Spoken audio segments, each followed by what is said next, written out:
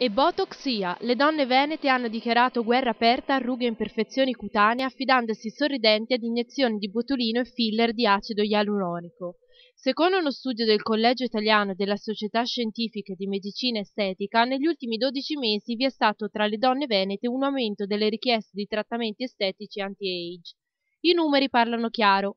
Più di un quarto delle pazienti venete ricorre alle iniezioni di sostanza botulinica, il 24% ai filler di acido e quasi un quarto al laser resurfacing, un trattamento che ringiovanisce la cute vaporizzando lo strato superficiale dell'epidermide colpendo l'acqua presente nelle cellule, ma senza intaccare i tessuti circostanti.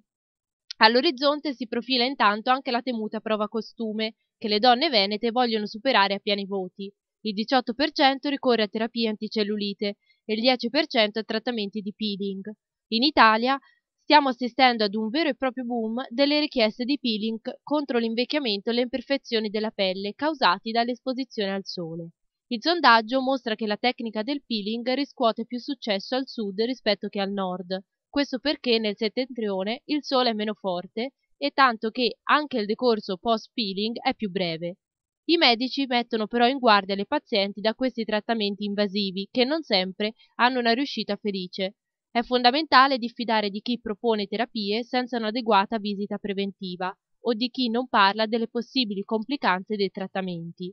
La lotta è dunque iniziata e le rughe dovranno vedersela con le agguerrite donne venete.